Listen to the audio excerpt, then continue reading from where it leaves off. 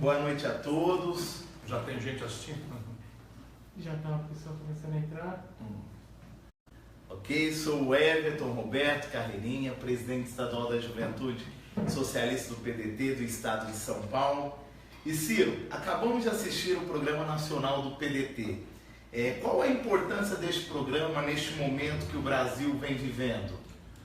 Everton, nós queremos afirmar para o povo brasileiro algumas verdades que nesse momento de dificuldade, no dia seguinte que a Câmara Federal mais uma vez premia com a impunidade a roubalheira encastelada no centro do poder no Brasil, envergonhando o conjunto da sociedade brasileira, o que é que nós precisamos demonstrar para a população?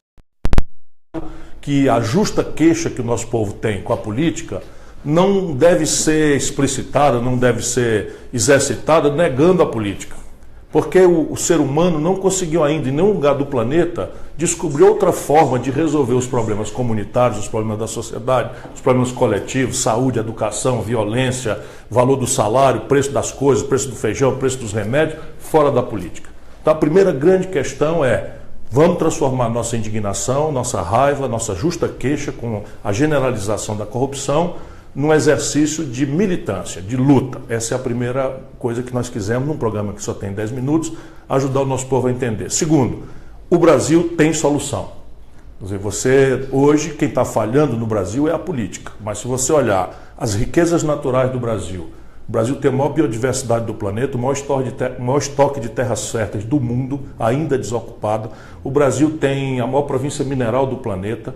Nós temos uma sobra monstruosa e crescente de petróleo, que ainda é uma riqueza muito importante. Nós temos a matriz energética mais limpa e barata do mundo, porque é de base hidráulica. Mas mais do que tudo, nós temos uma base humana. O Brasil, com todos os erros, equívocos e tragédias da nossa sociedade, injusta, desigual, perversa, o Brasil ainda é no mundo, para quem tem a experiência internacional que eu tenho, aquele país que melhor está sabendo enfrentar, não é, as diferenças odientas de convicções religiosas, que hoje, por exemplo, conflagram o Oriente Médio, o preconceito que nós temos que espancar todo dia contra os negros, contra os caboclos, contra nordestinos, que em certos setores do país também existem. Aqui nós temos procurado sufocar e a esmagadora maioria do povo já luta contra esse tipo de preconceito. Enfim, o Brasil tem base física, tem base humana, quem está falhando é a política. Mas veja, se é a política quem está falhando, a política é a coisa mais concreta que o povo pode mudar. Basta, vamos sonhar aqui, que na próxima eleição de 2018 a gente limpe, né? Preste atenção no serviço, não deixe voltar para a Câmara Federal, por exemplo, nenhum deputado que votou contra os interesses da classe trabalhadora. Você precisa lembrar de quem é, toma nota aí, porque às vezes os outros assuntos vêm, mas toma nota quem é que confrontou tua dignidade de pessoa que paga imposto, que trabalha ou que está desempregado, sentindo humilhação todo dia. Toma nota quem for o vagabundo que precisa do teu voto e na hora de votar com teus interesses, vota contra o interesse nacional. Vamos lá, Ciro. Muitas perguntas estão chegando aí do Brasil também.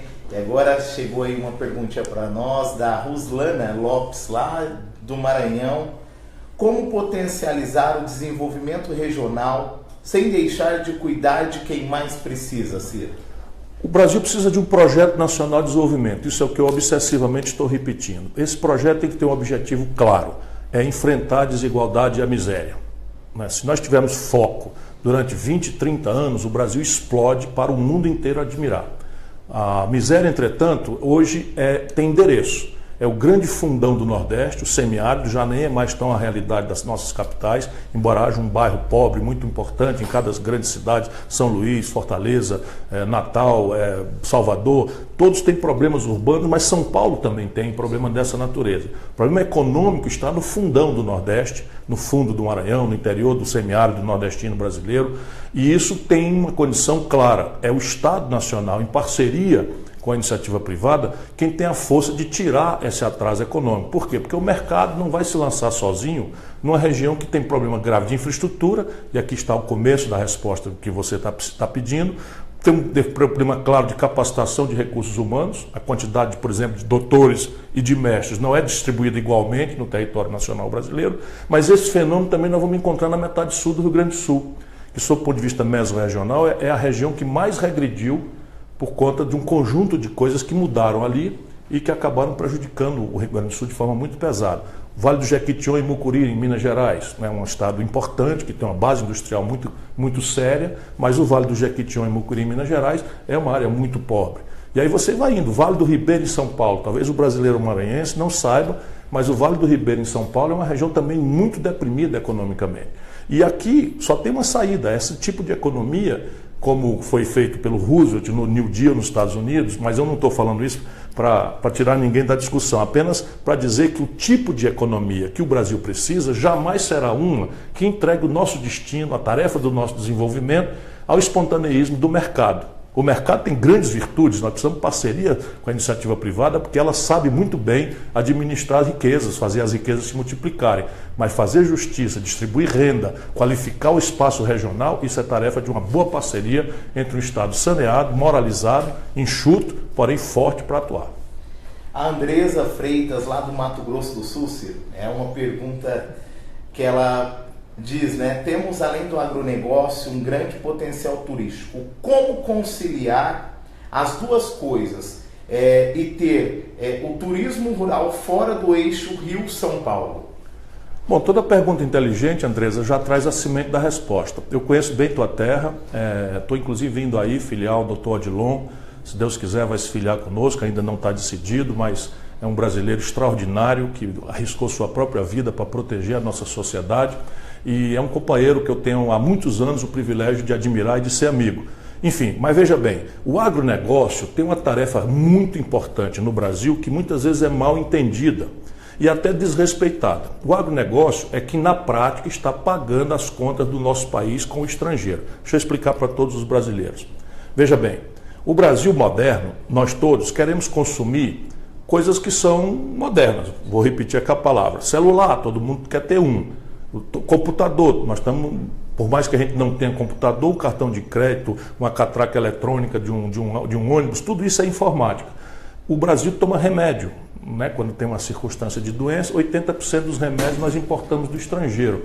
Os carros que rodam no Brasil, por mais que sejam montados no país, 80% do valor que está num carro vem do estrangeiro. A mecatrônica, a parte mais rica do carro, vem do estrangeiro. Enfim, esse nosso modo urbano, moderno de vida, praticamente é todo importado e a gente tem que pagar em dólar. Se não fosse o agronegócio, que está pagando os dólares que, por regra, a gente não consegue distribuir na indústria nacional brasileira, nós teríamos uma desvalorização selvagem do real e a gente precisaria, enfim, de R$10, R$12 para comprar um dólar de remédio, para comprar um dólar de trigo, que é o que faz o nosso pão e a pizza. Enfim, é evidente que o que eu estou falando é um ato de respeito ao agronegócio, mas isso não autoriza, evidentemente, que você passe a mão, alise qualquer tipo de deformação, seja de natureza ambiental, muito menos de trabalho escravo, que são realidades da exceção. Eu que conheço bem o Brasil, a esmagadora maioria do agricultor brasileiro, do pecuarista brasileiro, está fazendo as coisas, procurando fazer as coisas direito. Muitas vezes ele não entende as normas, muitas vezes ele ao invés de ser orientado, ele é simplesmente achacado por um tipo de Estado corrupto, e isso a gente tem que resolver. Isto dito, o turismo é outra coisa. Já o turismo é uma extraordinária potencialidade que o Brasil não está usando.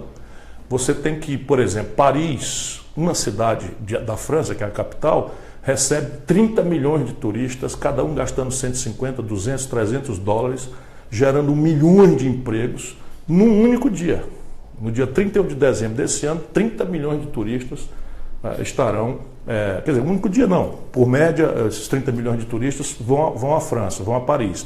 E nós aqui no Brasil estamos patinando em 6 milhões de turistas. Quando nós temos Bonito, na tua terra, que eu já conheço, que é um dos lugares mais especiais, mais deslumbrantes do mundo, né? Como temos as Cataratas de Iguaçu, como temos a Amazônia na sua absolutamente extraordinária realidade multifacetada, não só os animais, as flores, a floresta, as essências, a comida, como nós temos, enfim, eu vou cansar quem estiver aqui, e evidentemente que isso se resolve com profissionalismo. O Brasil nunca deu a devida importância, especialmente não compreendeu. Lá no Ceará, minha terra, nós compreendemos isso há muito tempo e o turismo já é o fator mais relevante do ponto de vista de emprego do povo, não só da capital, mas se expandiu para o litoral, especialmente. Agora a nossa tarefa é tentar desenvolver também um turismo no interior. Juazeiro do Norte já tem um turismo de base religiosa, que também é outra motivação para o turista internacional.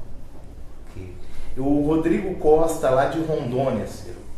No norte sofremos muito com infraestrutura e estradas ruins. Como resolver este problema, Ciro?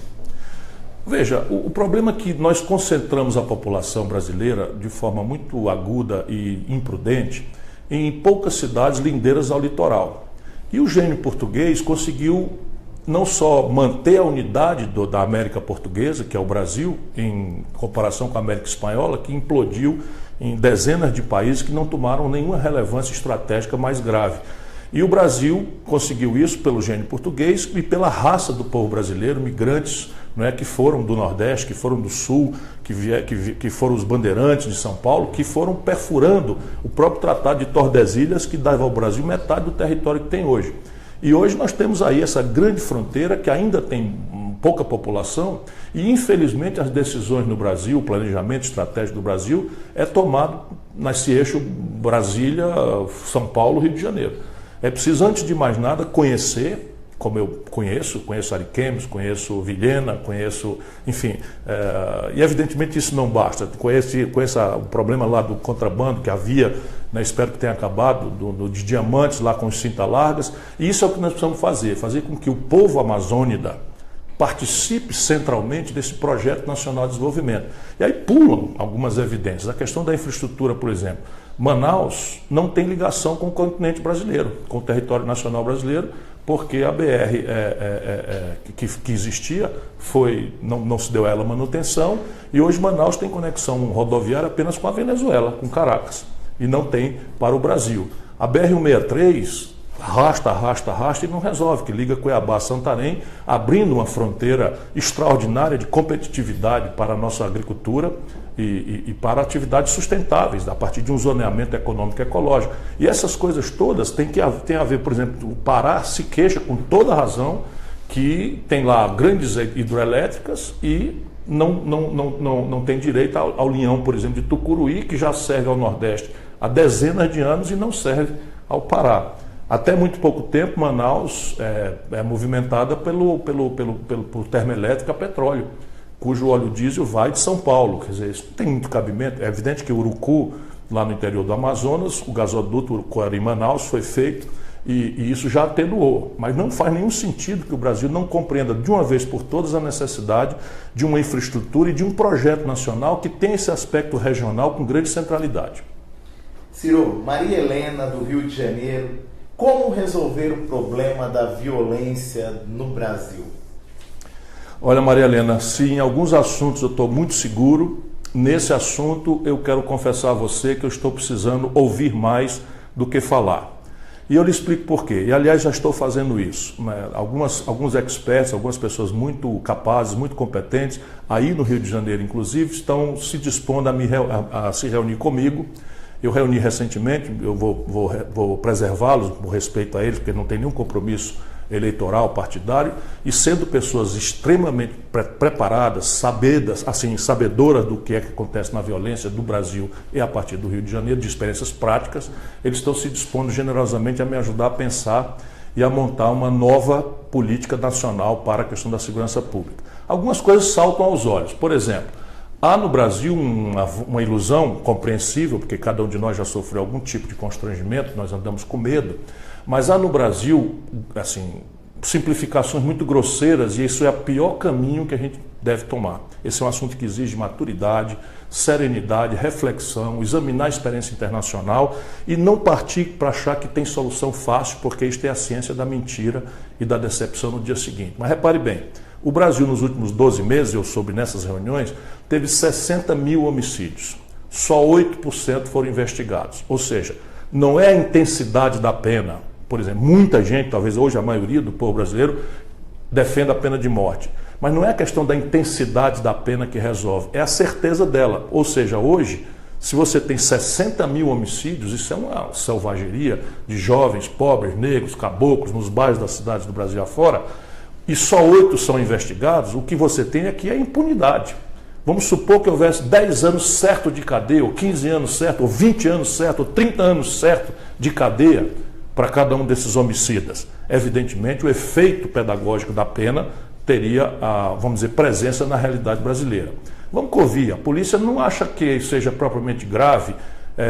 E aí isso é o seguinte, 1/3 também assuntos dessas reuniões. 1/3 das pessoas que estão na cadeia hoje no Brasil são jovens que foram presos com pequenas quantidades de droga, que já estão descriminalizados em muitos lugares do mundo, e que são 1/3. Chegam nas prisões, eles têm que se proteger. E para se proteger, eles são obrigados a se filiar a uma corrente, a uma facção dessas que tomaram conta dos presídios brasileiros a partir de São Paulo.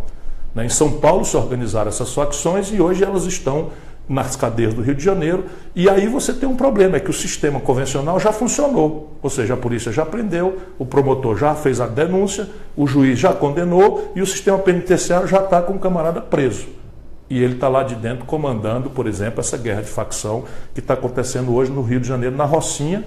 E fica esses salafrários da politicagem demagógica do Brasil, sabendo que vocês, que o nosso povo, que nós estamos com medo, fazendo essas pantomimas de espetáculo, de exército, como se isso fosse capaz de resolver alguma coisa. Então, eu estou tateando.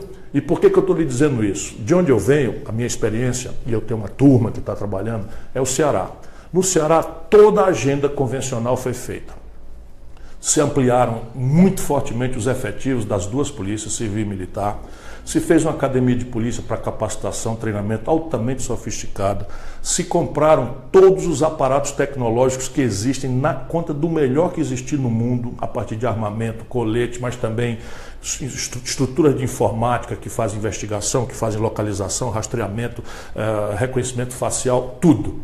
Salários foram melhorados de forma expressiva, enquanto São Paulo está há 4 anos sem atualizar o salário da polícia. No Ceará, os salários aumentaram em termos reais nos últimos 12 anos, sistematicamente. Pois bem, se algumas coisas funcionaram, por exemplo, sequestros caíram bastante, assalto a banco caíram bastante, roubo de carga lá é bem menor do que por aí afora, mas homicídios nos bairros pobres de Fortaleza, de Sobral, de Juazeiro, das cidades médias e grandes, é uma praga, só faz crescer. E os assaltos, que assustam as pessoas e praticamente todo mundo hoje tem medo no Ceará. De maneira que eu preciso que você e quem pensa nesse assunto me dê um pouquinho mais de tempo para terminar essa reflexão, essas audiências, essas consultas que eu estou fazendo com os grandes especialistas brasileiros. E aí eu vou fazer uma proposta, mas vou botar a mão nesse assunto. Ciro, o Edmilson de Suzano, ele faz uma pergunta até interessante. Hoje, nosso grande líder, Darcy Ribeiro, estaria comemorando 71 anos. Seu aniversário aí. E ele faz uma pergunta aqui: como levar as escolas em tempo integral para todo o nosso Brasil?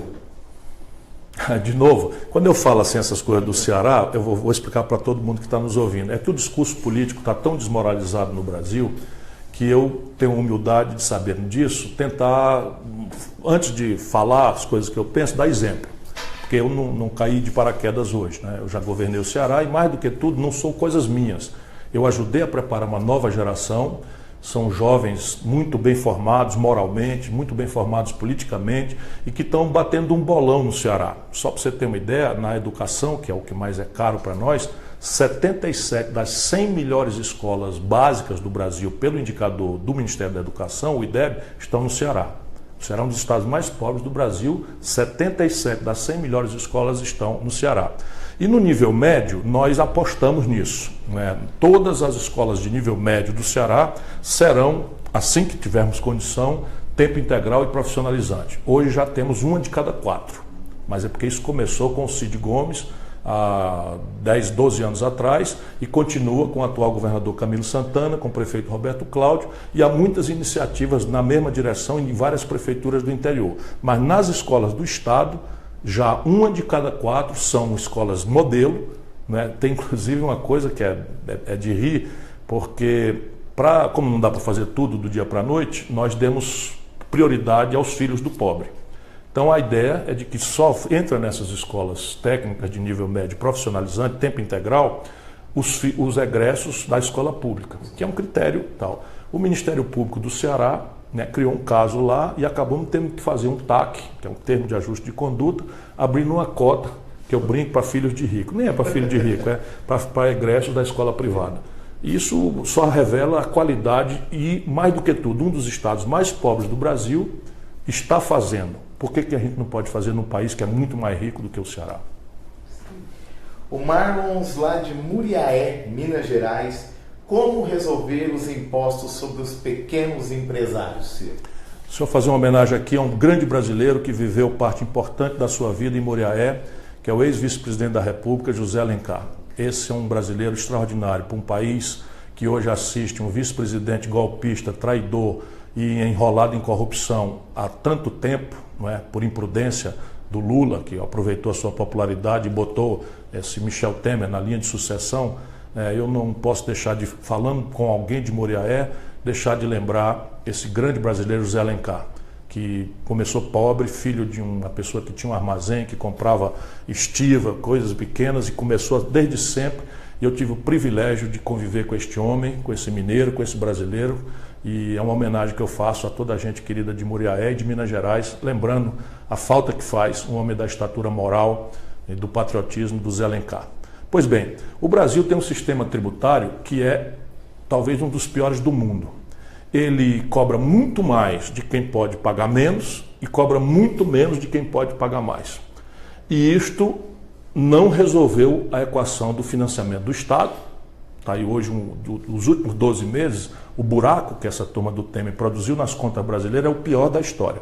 São 179 bilhões de reais o buraco entre o que o Brasil arrecada e o que o Brasil gastou, apesar, não é, de estar cortando dinheiro dos Institutos Federais de Educação, de cortar dinheiro do Exército, de cortar dinheiro do patrulhamento das fronteiras, de cortar dinheiro da ciência e tecnologia. Fui visitar o Projeto Sírio lá com o extraordinário brasileiro, o professor Rogério César Cerqueira Leite, e é uma coisa impressionante o que eles estão fazendo ali com 90 milhões, que é pouco mais do que aquela montanha de dinheiro roubada que o povo brasileiro teve que assistir em malas, né, no apartamento de luxo em Salvador, a Polícia Federal atribuindo a propriedade disso ao Gedel Vieira Lima, um dos parceiros da quadrilha do senhor Michel Temer. Pois bem, é preciso reformar o sistema fiscal brasileiro, e eu falei porque não dá para fazer só o sistema tributário. Hoje você tem que mexer com 3 grandes assuntos, embora seja meio chato, eu vou tentar fazer o máximo para ajudar o nosso povo a entender, porque é aqui que a andorinha dorme. Nós temos que ver essa questão da dívida e dos juros, que é a questão que chamam patrimonial, temos que ver a questão tributária e temos que ver a questão previdenciária, não na direção do que eles estão fazendo. Mas tudo aqui tem que ser feito um casado com o outro, de maneira a cobrar mais de quem pode pagar mais e cobrar menos de quem pode pagar menos. E hoje o Brasil, quem está salvando a lavoura, já com muita dificuldade, estão fechando aí que nem moscas, quando a gente bota um aerosol desses aí, a pequena empresa, porque no governo Lula, 40 milhões de brasileiros vieram para o mercado consumidor. E isso gerou um novo empreendedor que basicamente não é um tipo de patrão, provavelmente até é o seu caso. Ele é um empreendedor pequeno, que vai trabalhar às 6 horas da manhã junto com 2 ou 3 amigos, portanto ele é patrão, mas é colega ao mesmo tempo, abrem junto a porta do negócio, e estavam acreditando que esse negócio ia prosperar. E de repente, né, a partir da frustração que aconteceu com o governo da Dilma, todos esses negócios estão sendo estressados. Só para vocês terem uma ideia, 20 oficiais do Corpo de Bombeiros do Rio de Janeiro estão presos por achaque na questão da liberação de alvarás para micro e pequeno empresário. Portanto, o que nós precisamos fazer é uma limpeza na burocracia e chegar perto desse mundo empreendedor para fazer a eles aquilo que nós precisamos que eles façam. Crédito, acesso a mercado, capacitação, né, treinamento e uma associação de pequenos para que eles possam acessar até o comércio exterior num conceito que eu chamo de concorrência cooperativa. Tudo haverá tempo para a gente explicar, mas enfim, esta é a grande saída para a questão do emprego no nosso país. Ciro, Juan, de Joinville, Santa Catarina, ele pergunta: o Brasil nega o histórico racial, o passado escravocrata, quais as suas ideias para esta área? Eu estou indo para Santa Catarina amanhã, né? Vou ao interior, vou acho que Blumenau, Criciúma amanhã, e vou a Bombinhas no sábado, de maneira que eu mando um abraço para Joinville, onde eu estive uns 20 dias atrás ou 15 dias atrás. Veja, o Brasil no Ocidente é o país que mais tarde aboliu esta chaga da vida humana, da humanidade, que é a escravidão. Você imagina o que é? Eu fui lá no Benin e não consegui segurar o choro, né? Você imagina, chega ali um bocado de capitão do mato, entra, captura moças, rapazes, bota um grilhão e naquela época joga dentro de um navio e o camarada vê a sua praia sumir da sua vista, sem saber o que é que vai acontecer, para onde é que ele está indo, e nunca mais ter direito de rever sua família, seus filhos, seus pais, seus avós. Isso é uma coisa que a gente devia lembrar todo dia, quando a gente não dá o devido valor ao ser humano, seja ele de que cor for, até porque hoje é científico, não existe raça. O que existe são tipos de seres humanos que, por uma razão ou outra, tem um pigmento da pele diferente, tem o olho puxado ou não puxado, é mais pardo, é mais branco, é mais amarelo, é mais negro. E, evidentemente, essa identidade racial é a primeira grande questão para que a gente possa ter interlocução. Eu acho que o Brasil está andando numa direção correta. Eu pretendo, embora haja muita gente querendo desfazer, mas a direção correta é essa. É você agudizar a consciência negra, ajudar as populações, não só a consciência negra, mas os caboclos do Nordeste, a população indígena também está sendo vítima de muito genocídio. Enfim, há um conjunto de preconceitos e nós temos que dar força identitária, ou seja, ajudar a que essas pessoas tenham a consciência da sua identidade e saibam que só pelo mérito elas vão buscar, de fato, a igualdade. Ao poder cabe criar ambiente para reprimir o preconceito, e isto, acreditem, eu farei com muita severidade, mas ao mesmo tempo políticas afirmativas que abram a oportunidade de indenizar essa chaga humana que foi a exploração dos nossos irmãos e irmãs negros pela escravidão tão renitente no nosso país. O Matheus, de Paraty, no Rio de Janeiro, quais políticas para os jovens podem ser realizadas? Nós precisamos olhar que a questão da desigualdade e da miséria no Brasil, como eu falei agora no programa, devem ser o objetivo central de um projeto nacional de desenvolvimento que nós estamos montando, ouvindo as inteligências, ouvindo as experiências, ouvindo os saberes do povo brasileiro. E os saberes do povo brasileiro, não só dos mestres das universidades, porque o nosso povo tem muita sabedoria e eu cresci a vida inteira, os maiores acertos da minha vida, política que já vai longa, são dados em função da consulta que eu sempre gostei de fazer, a inteligência popular da gente mais simples do Brasil. Pois bem, muita coisa a que se fazer, porém me parece mais comovente de tudo você transformar a escola num lugar atraente, num lugar prazeroso e num lugar que prepare o jovem para alguns grandes e graves desafios. Primeiro, prepará-lo para ser empreendedor ou para o mundo do trabalho. Segundo, ajudá-lo a mudar, fazer uma revolução dentro da cabeça do nosso jovem, para que ele entenda que ser feliz não é buscável, não é achável no consumismo. Porque hoje ele está sendo bombardeado, compre, tudo que parece bom, tudo que parece lindo, tudo que parece o símbolo de êxito, de sucesso, ele só vai agradar a namoradinha se ele tiver aqueles elementos simbólicos, e isto está matando o planeta Terra. Nós precisamos fazer 3 perguntas e temos que preparar o jovem para fazer essa revolução na humanidade e no Brasil. Ao invés de quanto custa, que é a única pergunta, nós temos que ajudar o nosso povo a fazer 3 perguntas. Quanto custa sempre será uma pergunta importante, porque a renda desigual, vis-à-vis a nosso justo desejo de crescer como consumidor, sempre nos trará esse conflito e é preciso perguntar quanto custa. Mas é preciso imediatamente a pergunta quanto custa fazer uma segunda pergunta. A quem aproveita comunitariamente o meu ato de consumo? De maneira que nós todos temos que amanhã, quando a gente conseguir que o jovem brasileiro, que o jovem da humanidade faça essa revolução, nós vamos perceber que o nosso ato de consumo pode ser um pouco menos sofisticado, até um pouquinho mais caro, desde que ele gere emprego, que ele gere renda para uma pessoa da minha circunstância comunitária, da minha comunidade, da minha nação, da minha paróquia, da minha comunidade, enfim. E terceiro, é preciso que nós entendamos que o ato de consumo nosso, descuidado, ele está matando o planeta Terra. Portanto, a terceira pergunta é: o meu ato de consumo, seja do que for, é amistoso à natureza, na origem, no rejeito? Se nós conseguirmos ajudar nesta revolução cultural o jovem, para que ele faça essas 3 perguntas, nós estaremos também cumprindo a maior das tarefas ao lado de prepará-lo para o empreendedorismo e para o trabalho. E terceiro, a ideia de solidariedade. Não o egoísmo, sabe, a qual nós estamos sendo induzidos, que a rua virou um ambiente perigoso.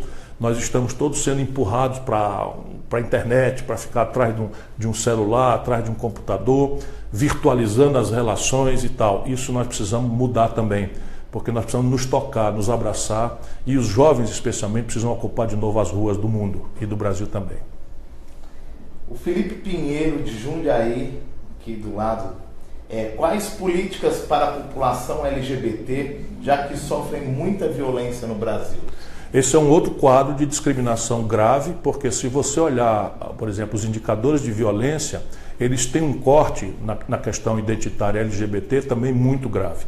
Não por acaso nós temos no PDT, somos um dos raros partidos do Brasil que tem um movimento formal pela diversidade, é presidido pela nossa companheira Amanda, e ela tem me ajudado, tem me preparado documentos para que eu avance em políticas mais modernas em relação à afirmação, ao que nós podemos fazer em relação a isso. O que todos podem contar é que o meu preparo é um preparo para ser um governante que promova a tolerância, que promova uma cultura de paz, que promova o respeito às diferenças, e isso tem que ser traduzido em coisas práticas, concretas, que logo mais também estarão explicitados pela colaboração que eu pedi aos companheiros e companheiras do movimento PDT Diversidade. Bom, o Raoni Godinho, lá de Belém do Pará, como resolver esse problema da logística que prioriza rodovias e não ferrovias e transporte naval? Quando o Brasil adotou o modelo de indústria automobilística por influência norte-americana ali pelos anos 50, nós cometemos já um dos grandes erros estratégicos do Brasil. Com o passar do tempo, isto foi se agravando, porque hoje, naturalmente, qualquer observador vai perceber o seguinte, que os centros estratégicos de produção do Brasil, nas nossas riquezas, seja na mineração, seja no agronegócio, que são a principal carga, estão lançados fundos no interior do país. De maneira que, evidentemente, a melhor logística é trazer essas riquezas para onde estão as populações majoritariamente.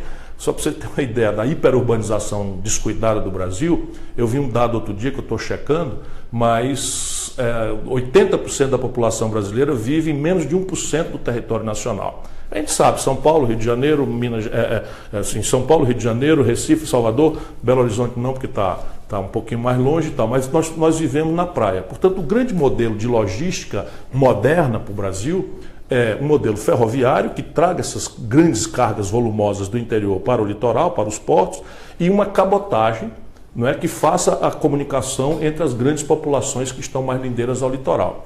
Evidentemente que nós temos que entender por que não foi assim que se fizeram as coisas no Brasil. É que o custo de implantação de uma estrada é bem mais barato do que o custo de implantação de uma ferrovia. E no Brasil, o curto prazo, a falta de planejamento, acabam sempre ganhando a parada. Evidentemente que uma ferrovia que é mais cara de implantar, o custo é muito mais barato do frete e o custo de manutenção muito mais barato. Portanto, ela no tempo é muito mais barata também do que a rodovia. Eu estou um pouco mais profundo nesse assunto porque até o golpe de Estado eu tinha resolvido já sair da política, tinha uma turma nova tomando conta lá do Ceará, e eu não quero fazer, nunca quis fazer da política meio de vida. Então eu tinha saído, aceitei um convite para trabalhar na Companhia Siderúrgica Nacional, e lá eu fui presidente de uma companhia, que é a FTL, ferroviária, e estava implantando a Transnordestina, que o desgoverno Temer também paralisou. Mas é claramente uma pergunta inteligente e o Brasil precisa estressar, reforçar a ideia de fazer uma marinha mercante de cabotagem e executar os projetos de infraestrutura ferroviária do país. A Josevita Pontes, de Maceió, Alagoas. Terra linda. Vai tributar o capital financeiro, Ciro? Sem dúvida. Sem dúvida. Repare bem, só dois países do mundo, o Brasil e a Letônia, não cobram imposto sobre lucros e dividendos. Os bancos no Brasil, produzido essa distorção pelo governo, pelo Banco Central, que está completamente entregue aos banqueiros, os lucros, a economia inteira está quebrando, as empresas estão falindo, fechando, prejuízo há 2 anos, a economia em decadência e o lucro dos bancos lá na estratosfera. E não pagam imposto nenhum. Evidentemente que quando eu falo isso, eu estou sendo o cabra marcado para morrer. Por isso, todo mundo que tem simpatia, que quer me ajudar, ou pelo menos que ainda está avaliando e tal, saiba que eu vou sofrer o pão que o diabo amassou. Saiba que eu sou sério, tenho 38 anos de vida pública, já fui governador, já fui prefeito, já fui ministro da Fazenda, comandei a economia do Brasil, já fui deputado federal, já fui deputado estadual 2 vezes, enfim. E nunca respondi por nenhum mal feito com o dinheiro do povo brasileiro, o que nada mais é do que a minha obrigação tenho repetido. Mas isso me permite ter autoridade moral. Então, comigo é o seguinte, vão atrás de cabelo em ovo, uma palavra mal posta, porque eu falo 4, 5 horas por dia tentando ajudar o povo brasileiro a entender o assunto, a formular um projeto nacional para enfrentar o drama do emprego, do salário, da violência, da saúde, mas eles vão partir para cima de mim com gosto de gás. Mas eu não tenho medo não, está comigo o povo brasileiro e eu tenho fé que eu vou ajudar o nosso povo a encontrar o seu caminho. O Vivaldo de Cuitegi, da Paraíba. Como resolver o problema da saúde no Brasil? A gente sabe que é um grande problema aí. Nas emergências do nosso povo, saúde vem ali junto com emprego e violência e corrupção como as 4 grandes percepções. Nesses 4 problemas, o conceito mais sólido que nós já temos é o da saúde. Conceito, quer dizer, nós não precisamos inovar na questão de o que fazer. Por exemplo, segurança. Parece que depois que você prende, a polícia prende, o Ministério Público denuncia, o juiz condena, o sistema penitenciário recolhe e o camarada ainda está delinquindo de dentro do presídio de forma muito grave, isso está exigindo outro conceito, um outro olhar, uma outra... Aí droga, país que reprime pesadamente não resolve, país que legalizou não resolve. Portanto, também não há experiência internacional e é um debate passional que entra questões morais muito respeitáveis, questões religiosas muito respeitáveis. Enfim, isto exige um grande debate que eu quero promover. Mas na saúde, o debate está feito e o Brasil parece ser dos poucos países do mundo que montou um generoso sistema único de saúde, que nós chamamos de SUS, e que basicamente ele tem algumas garantias. Não são cumpridas, mas é muito importante que essas garantias não tenham retrocesso. Por exemplo, todo brasileiro tem direito à saúde em qualquer nível de complexidade, sem qualquer tipo de condicionalidade. Aí o sistema não cumpre, mas qualquer do povo pode, por exemplo, pedir uma liminar, procurar a Defensoria Pública, procurar o Ministério Público e pedir uma liminar para que o Estado obedeça essa regra da Constituição. Aqui nós temos o conceito. O conceito básico é o seguinte, e isso aqui não está bem explicado para o povo, porque também tem muita distorção. A mais grave distorção é que desde 2003, desde o primeiro ano do governo Lula, não se corrige o valor da tabela de procedimentos do SUS. De maneira que toda a rede conveniada, santas casas, hospitais filantrópicos, etc, praticamente estão fechando o acesso ou fechando pura e simplesmente. E mesmo o setor público que expande os leitos, como aconteceu conosco no Ceará, você praticamente enxuga gelo. No Ceará nós aumentamos em 10 mil leitos no período do CID para cá, e 10 mil leitos foram fechados no mesmo período dessa rede conveniada ou saíram do SUS. De maneira que, evidentemente, uma das grandes questões é o financiamento. Mas o financiamento só não resolve. Você tem um problema de gestão muito grave, porque tem uma certa confusão. Por exemplo, a atenção básica é a responsabilidade dos municípios. Porém, a atenção básica morre porque o médico atende, faz a consulta e falta médico no interior do Brasil e houve mais médicos e toda aquela confusão e que nós precisamos resolver a questão de formação. Mas a atenção básica é tarefa do município. Mas quando o médico faz a consulta, ele pede um exame e prescreve um remédio. E aí você já tem problema. Então o Ceará montou redes de policlínicas no interior e agora começamos a fazer na capital. Portanto, agora o médico faz a consulta e já entra no computador e marca o dia e a hora sem fila para o cidadão ir por uma policlínica, e essa policlínica foi montada em consórcios, em que o Estado paga metade e os municípios que usam aquela policlínica naquela região pagam a outra metade.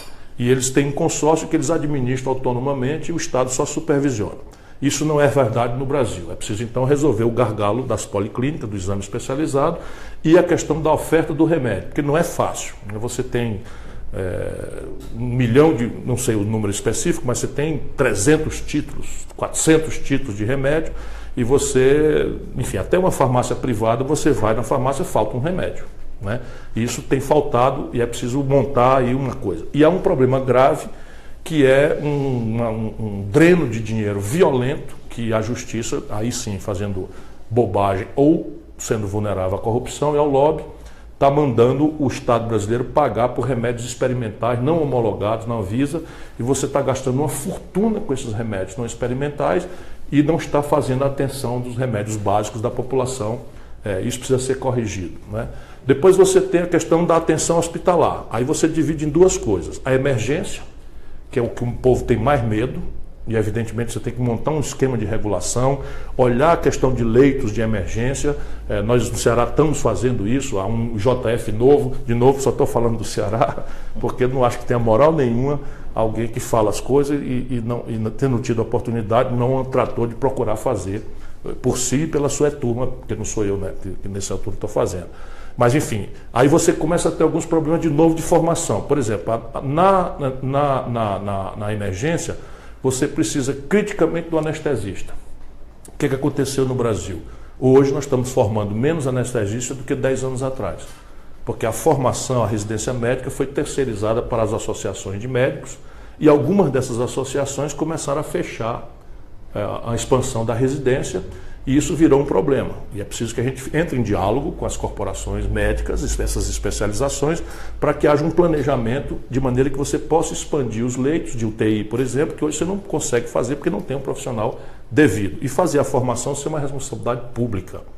Isso não pode ser terceirizado, por mais nobre que seja a federação, embora eles também tenham o direito de supervisionar a qualidade, etc, etc. E, evidentemente, quanto mais para cima vai chegando, menos grave é a questão. Você tem um INCA, por exemplo, no Rio de Janeiro, o Instituto Nacional do Câncer, é um hospital terciário de altíssima linhagem tecnológica, com pessoal absolutamente sofisticado. O Dr. Marcos Moraes, um grande abraço, né?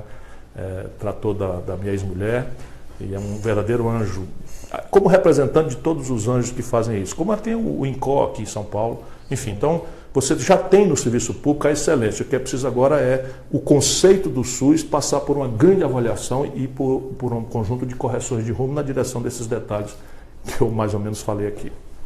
Já fui secretário de saúde, eu nunca me lembro, mas já fui secretário de saúde do Ceará também. Do Ceará? O Beto Farina de Estrela, do Rio Grande do Sul.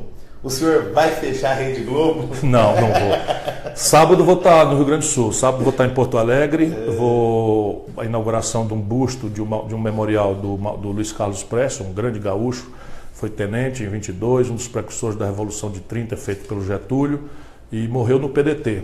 Morreu como presidente de honra do PDT, de maneira que, convidado pelo companheiro Vieira da Cunha, estou tendo o prazer de voltar ao Rio Grande do Sul, onde estive agora, semana passada. Estive em Gramado fazendo uma palestra, estive em Farroupilha e estive também em Caxias do Sul. Adorei, inclusive, fiquei quase até meia-noite discutindo com a rapaziada lá em Caxias do Sul. Então vou a Porto Alegre. Veja, a Globo é muito perniciosa no seu noticiário e a gente precisa achar uma fórmula de enfrentar isso. Porém, a Globo tem uma importância muito, muito grande para o Brasil nos seus outros fazeres. Veja, a produção cultural da Globo é um elemento muito importante para afirmar a identidade nacional brasileira. E a gente, quando vai ficando mais velho, tem que ter essa capacidade de olhar as coisas, sabe, com um olho mais respeitoso da coisa. Então, o jornalismo da Globo é deplorável, sem dúvida nenhuma, deplorável. Porém, a Globo, como empresa de cultura, uma empresa de identidade nacional, é muito boa para o Brasil. Então, nós temos que achar um jeito aí de fazer esse jornalismo ser contraditado de uma forma democrática, sem qualquer tipo de violência. Boa. O Diogo Sodré, lá de Brasília, né? Brasília está pegando fogo, né? Grandes latifundiários devem 30 bilhões em impostos e quase sempre são anistiados. Como resolver isso? Qual a sua proposta para a questão da terra, Ciro? Veja, essa é uma agenda do século XIX que nós não podemos mais adiar. E o Brasil é um dos poucos e raros países do mundo que ainda tem um estoque de terras desocupadas, evidentemente que com deslocamento de população, porque você tem uma grande queixa por terra no Rio Grande do Sul, acabamos de falar, uma grande queixa por terra no Rio Grande do Sul, né, o Stedley é lá do Rio Grande do Sul, tem ali um movimento do sem terra muito pesado, mas o Rio Grande do Sul tem essa terra mais ou menos ocupada já. Não que não haja ineficiências, especialmente na metade sul do Rio Grande do Sul, há muita ineficiência, porque a pecuária extensiva é uma tradição ali, o próprio gaúcho, né, a palavra gaúcho é esse homem do Pampa, né, que passa a noite pastoreando o gado e que faz a costela de chão, toma o chimarrão e tal. E é boa quando a gente cospe e tira o couro do cachorro, né? Então eu tenho uma admiração especial por esse pedaço do Brasil, que é o Rio Grande. E vou ser o cara que no futuro será reconhecido como o cara que libertou o Rio Grande do Sul desse colapso que transformou o Palácio de Piratini numa usina de destruição de lideranças, assim como o Palácio da Liberdade em Minas Gerais.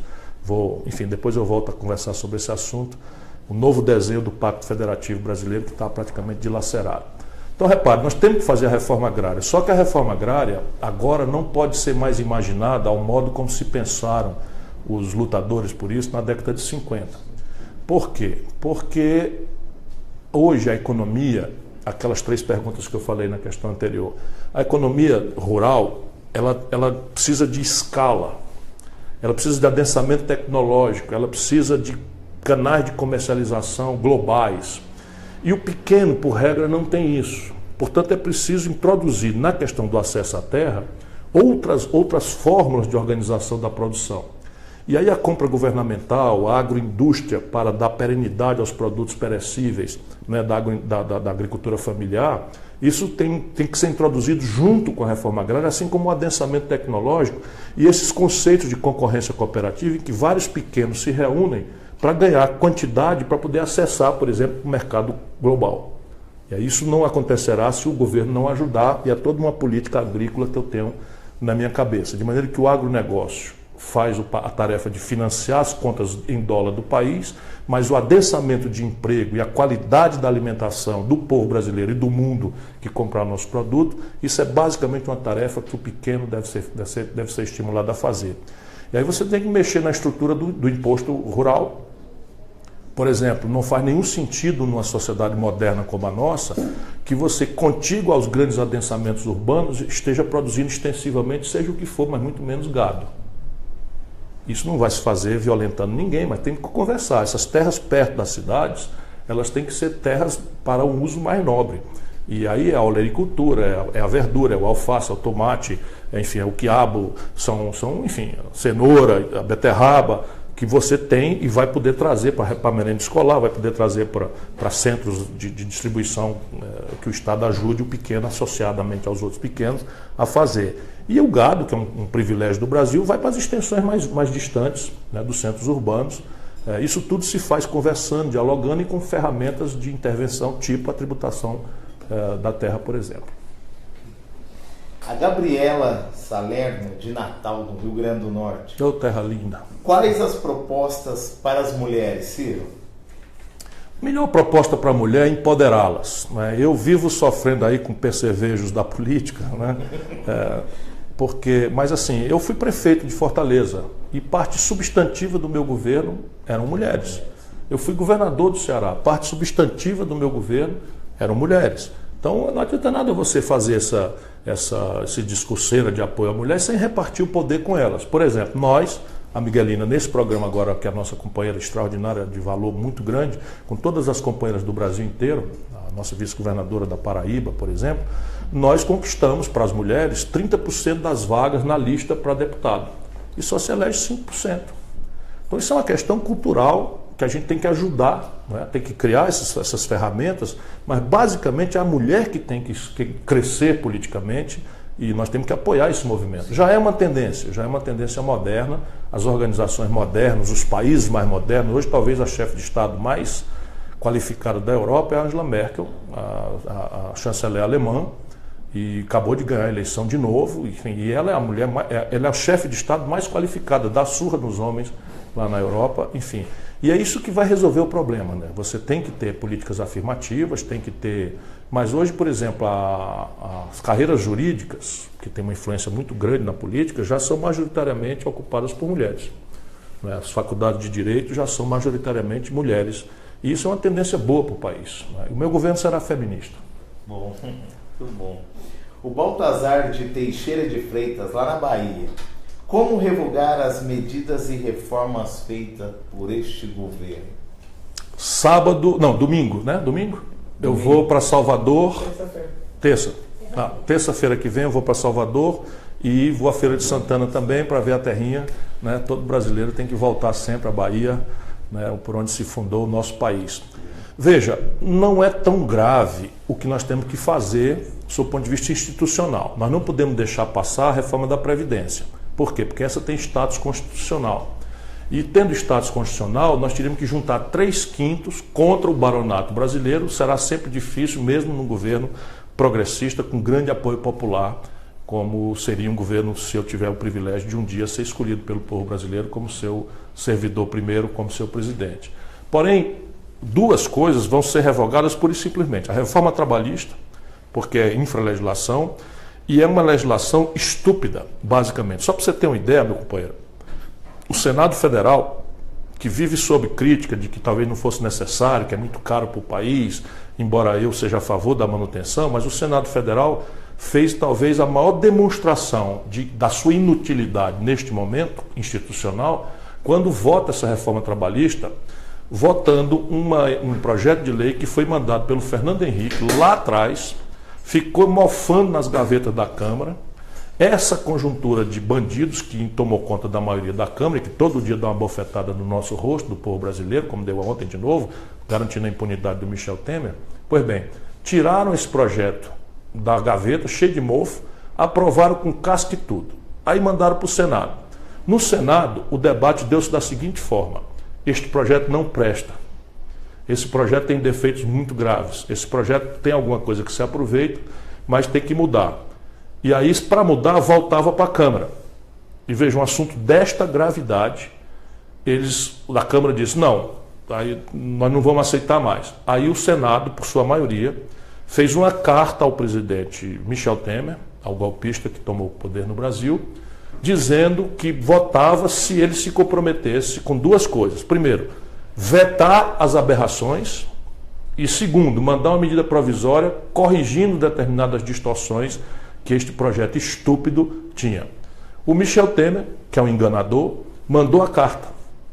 A carta está registrada nos arquivos do Senado, dizendo que ia vetar, que se comprometia em vetar, entre outras coisas, a partir do dia 11 de novembro, um mau patrão vai poder botar uma mulher grávida para trabalhar em áreas insalubres. Só para vocês terem uma ideia da estupidez que virou essa selvageria que esses canalhas fizeram. Desculpa a palavra, mas não tem outra. Pois bem, aí assim o Senado votou. Votou contra a sua própria opinião, mas confiando na carta do presidente que ia vetar. No dia seguinte, esse Maia, que é presidente da Câmara, disse que não aceitava a volta.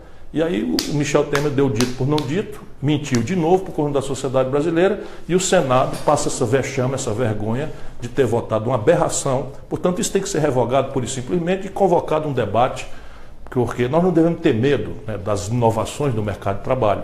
Agora, jamais poderemos imaginar que uma reforma trabalhista introduza no mundo do trabalho insegurança jurídica, que é o que vai acontecer. Vocês vão ver milhões de ações vão ir para a Justiça do Trabalho a partir do dia 11 de novembro próximo, e muito menos insegurança econômica. Como é que a gente pode admitir, por exemplo, que um cidadão trabalhe e faça o mesmo serviço numa empresa, pela mesma jornada de trabalho, e o outro terceirizado faz o mesmo serviço na mesma jornada de trabalho e ganha metade do salário? Evidentemente que nós não podemos aceitar isso, porque é uma aberração que não existe em lugar nenhum do mundo. Só para dar dois exemplos. Ciro. Mais uma. Eles fizeram uma tabela aí com emenda à Constituição que impõe ao Brasil o congelamento das despesas em termos reais com educação, saúde, segurança, infraestrutura, eu ri para não chorar, pelos próximos 20 anos. Ou seja, o Brasil estará proibido por um governo que não foi eleito, golpista, corrupto, de investir em educação, em saúde, em segurança, que são os grandes dramas da sociedade brasileira, em infraestrutura, por exemplo, a ferrovia leste-oeste da Bahia, por exemplo, o Porto de Ilhéus, que são aspirações justas do povo baiano.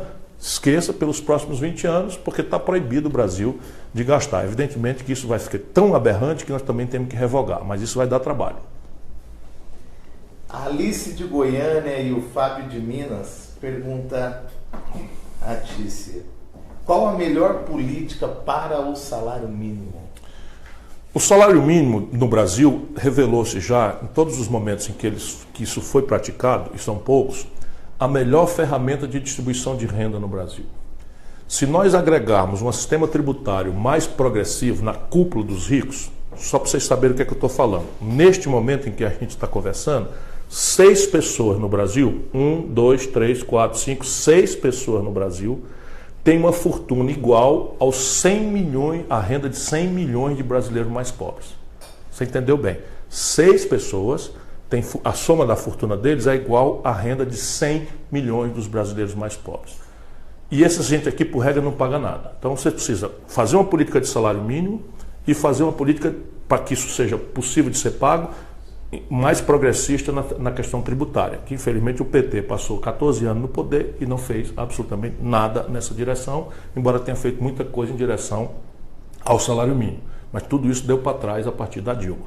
Então repare, isto aqui é uma luta política muito grande, mas o salário mínimo brasileiro, nós precisamos ter margem para que ele cresça, guardando um olhar com os ganhos de produtividade da economia, ou seja, se você começar a crescer o salário sem a produtividade da economia melhorar, acaba vindo a inflação que come esse salário de volta ao poder de compra. Então é preciso fazer a pressão para o salário mínimo crescer e botar um olho na produtividade. Mas é preciso, para isso, tirar o salário mínimo de multiplicador de outras vantagens de grande. Não estou falando de aposentado, de qual isso não tem cabimento, mas de grandes, assim, 20 salário mínimo, 30 salário mínimo. Você não pode mais aceitar isso, porque na medida em que você tem um grande ganhando 30 salários mínimos, acerta o acordo, por exemplo, assim, o que acaba pagando é o salário mínimo.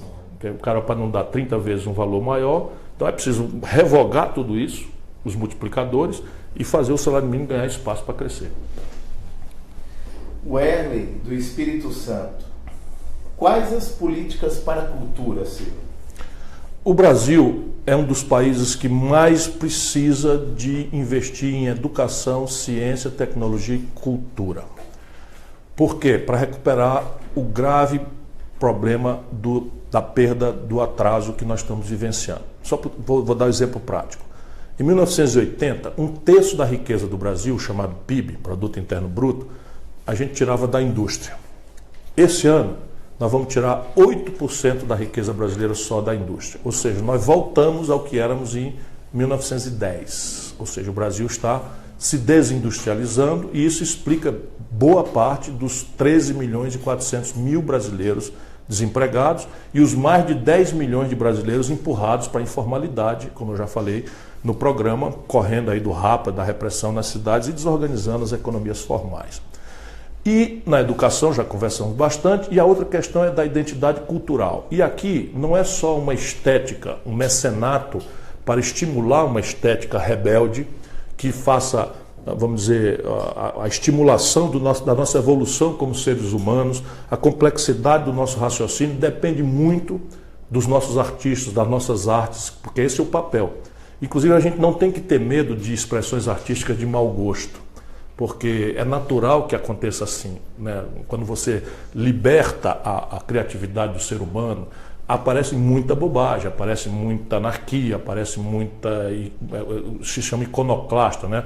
O camarada que não respeita os símbolos. Evidentemente que tem certos limites, né, em que a gente não pode transgredir, mas a melhor política aqui é deixar livre a expressão e a gente regular na família, em casa, quais são as expressões artísticas que a gente quer ver ou que nossa família deve ver. Desligar a televisão, usar o controle remoto, não ir no museu que tem uma coisa de mau gosto, mas não pedir regramentos que no passado serviram para coisa muito ruim na humanidade.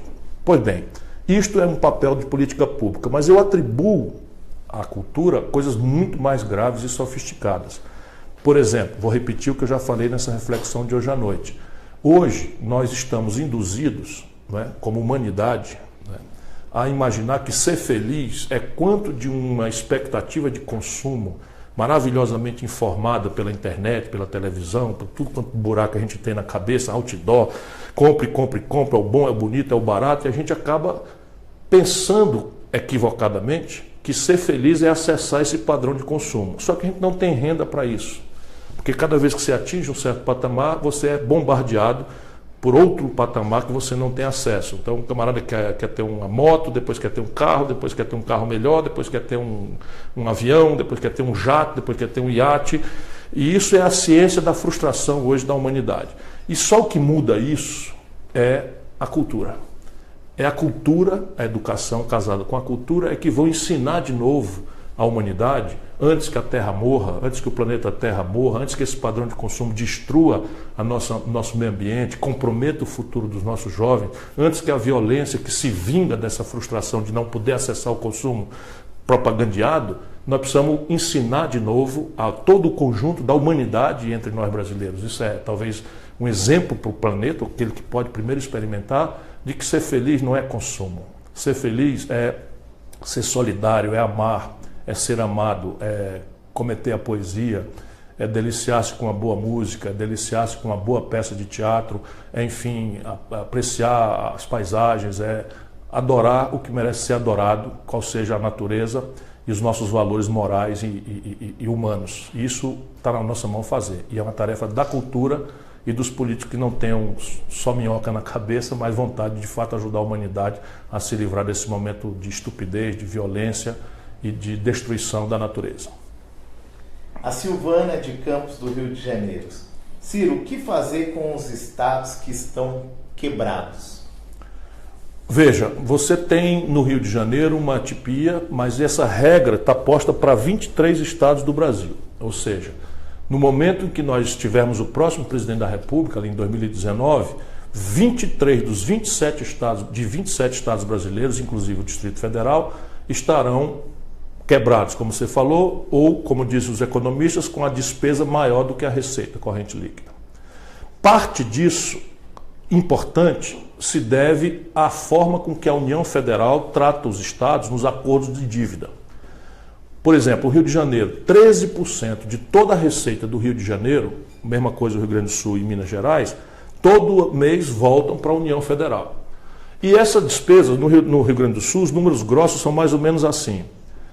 O Rio Grande do Sul, quando o Antônio Brito foi engabelado pelo Fernando Henrique e assinou esse acordo, que tinha o propósito de destruir, de botar o Rio Grande do Sul de joelhos, para que o projeto de eternização no poder do Fernando Henrique pudesse passar, para que o Rio Grande do Sul não tivesse mais protagonismo nacional, que não tem desde então.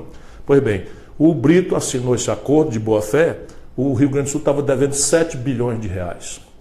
De lá para cá, os governos do Rio Grande do Sul pagaram mais de 27 bilhões de reais para a União Federal e o Rio Grande do Sul está devendo mais de 40 bilhões de reais. Por quê? Porque a política de juros estúpida que o governo federal pratica, os estados não têm a menor influência sobre isso e é só juro sobre juro neste grande câncer que está comendo a estrutura da sociedade brasileira. É a mesma coisa do Rio de Janeiro, agravado por dois problemas. O Rio de Janeiro tem uma receita oriunda do petróleo, os royalties de petróleo, muito relevante.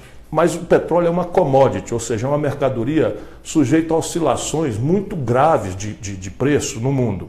E o que é que fizeram os políticos do Rio de Janeiro nos últimos 10 anos? O Rio explodiu a receita de petróleo e essa é uma receita que não fica sempre do mesmo tamanho. Então eles pegaram e mandaram gasto por conta, né? Aumentaram salários, etc, etc, etc. E o petróleo que foi vendido a $110 o barril chegou a ser vendido a 30. De maneira que a dívida pública mais a frustração do preço do petróleo quebraram o Rio de Janeiro de uma forma absolutamente selvagem e injusta. Né?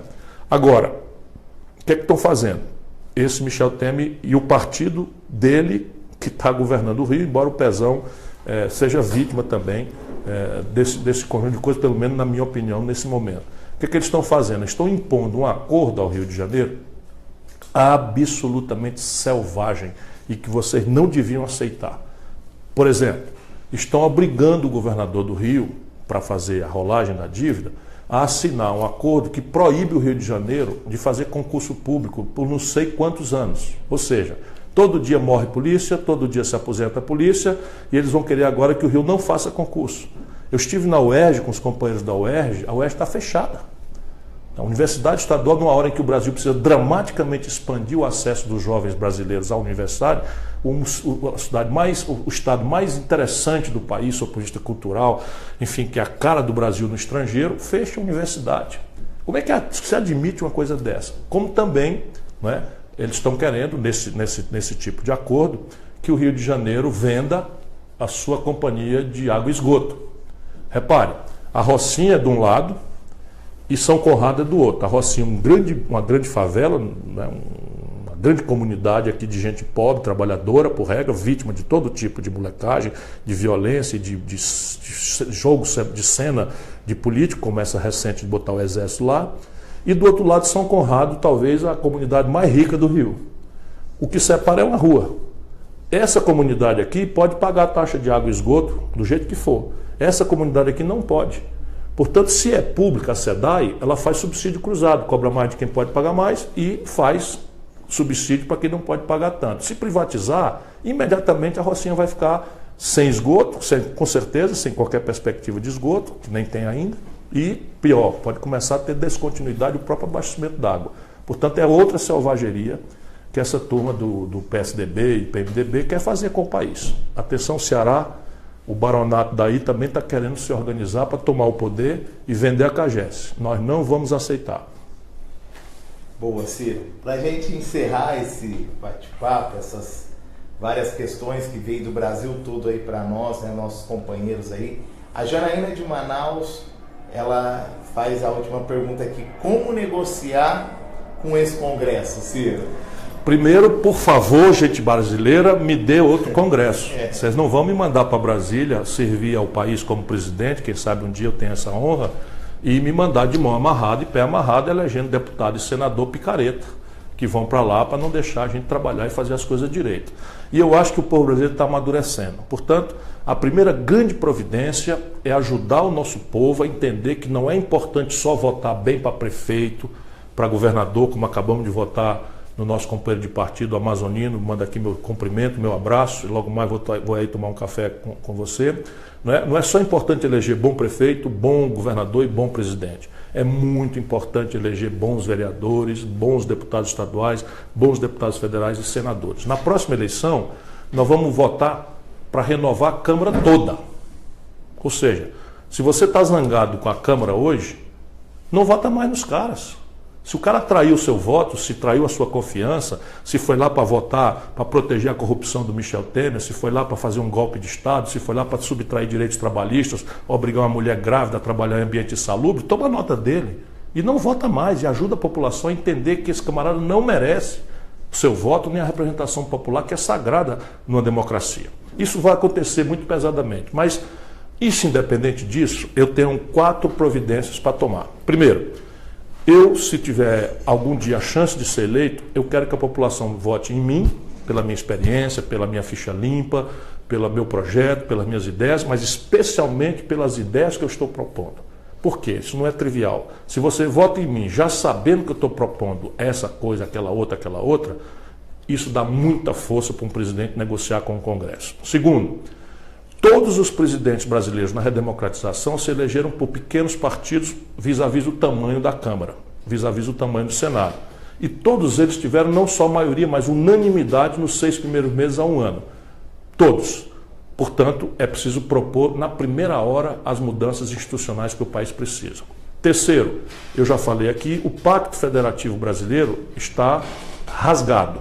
23 estados quebrados, boa parte das prefeituras quebradas.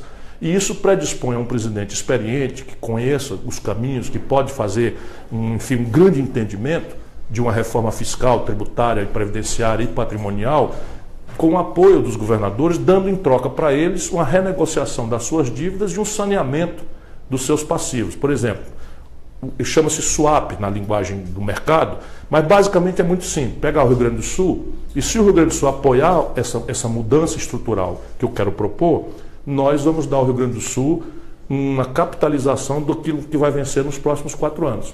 Ou seja, se o Jairo Jorge, nosso companheiro, se elege governador, no dia seguinte, antes da posse, entre a eleição e a posse, eu reúno e nós vamos fazer plano. Aquilo que for vencer no Rio Grande do Sul pelos próximos 4 anos, nós vamos botar na contabilidade para vencer daqui 20, botar para vencer no fim. E esse dinheiro ficará comprometido para fazer o saneamento daquilo que está hoje, por exemplo, punindo professores. Um estado importante como o Rio Grande do Sul, o 2º polo industrial do país, ou 3º, nesse eixo Caxias do Sul, Porto Alegre, picando salário de funcionário, picando salário de professor. Isto tudo está na mão para o Brasil resolver se a gente realmente tiver um governo comprometido com a questão nacional, comprometido com a questão popular e não com o entreguismo e a vassalagem aos interesses estrangeiros que hoje praticamente mandam no país. Bom, aqui nós queremos agradecer, né, ao nosso companheiro Ayrton Amaral, do PDT aqui de São Paulo, ao nosso presidente nacional Carlos Lupe, né, por sempre estar nos apoiando aí, por estar engajado nessa campanha do Ciro.